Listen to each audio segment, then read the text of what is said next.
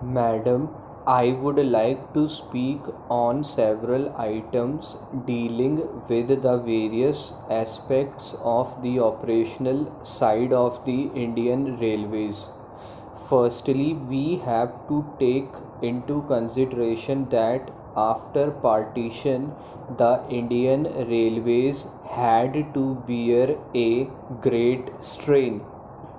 A lot of disturbances did happen in the very structure of the railways, and it was with great foresight that it could be met so well. The first thing that occurs to us is about the rolling stock.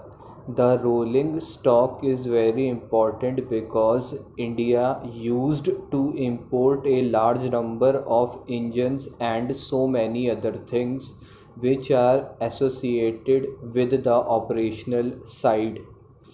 It is very heartening to see that today most of these things are being produced in India.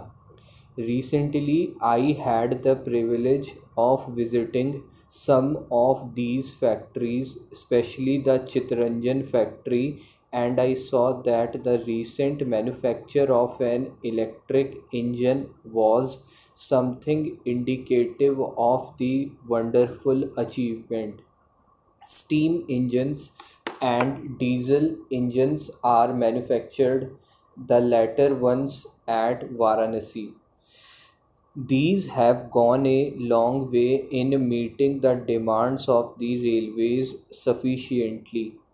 As far as many other things connected with the electric equipment are concerned, I find that they are also produced in a large number at Bhopal at the heavy electricals factory, which I had the privilege of visiting only the other day, and they have given a very good account of themselves. These things should augur well for future activities as far as the railways are concerned. Madam, about the amenities and so many other things concerning the second class passengers, the railways have done very well. A democratic government, as it is, has to look to the needs of the second class passengers who subscribe to the tune of 80% of the railways revenue. Installation of fans in coaches, construction of passenger halls, and above all, the abolition of the invidious distinction about exit and entry of the passengers do speak very well of the administrative side. And apart from the amenities, the exciting thing that we see is that those people who have been working, I mean the railway staff, have also been accorded a number of facilities. At some places, it was a heartening scene to see students taking wholesome meals which were subsidized by the railway administration. These are some of the points to which I have to draw your attention. After having given my thoughts to these things, I would like to speak on certain matters which have engaged my attention currently. Madam, I feel that at this hour we have to devote our attention to saving every rupee that we can. In that context, I say that as far as construction of buildings is concerned, it should be done in the same perspective. I mean, there are stations which have been demolished, stations which could have been quite serviceable for years to come. There were some very good stations, they were quite strong ones. Some were given a new look at this hour of emergency when we need every rupee to be saved. This has to be given serious consideration to.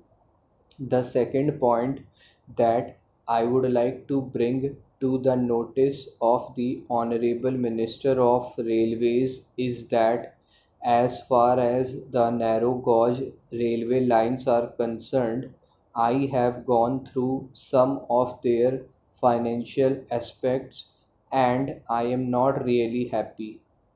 I feel that as early as possible the narrow gauge should be abolished, because if you could save to the tune of rupees 2.5 crores annually, and the same could be invested in converting the line into broad gauge or even meter gauge, that would be a better project.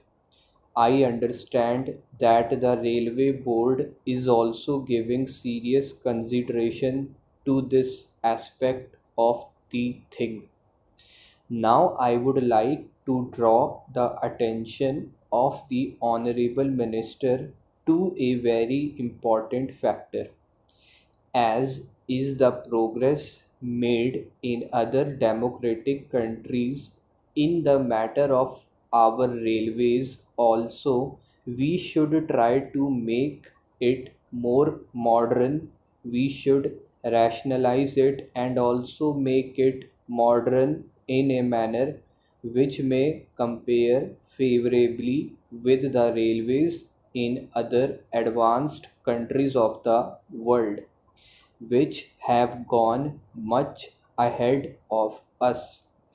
I mean, in this connection, that our research, designs, and standards organization should be given more consideration than has been given to it so far. Madam, I can quote in this context some of the organizations working in various countries, especially in Japan, Britain, and America.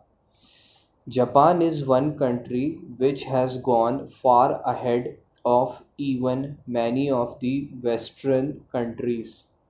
Those who have seen the performance of the Japanese railways will bear me out that it is an amazing feat how the entire system has gradually been developed, how it is all more or less electrical equipment and electrical operations with manual labor employed the least, whereas we have the steam locomotive and some of the crude methods for operations on the railways.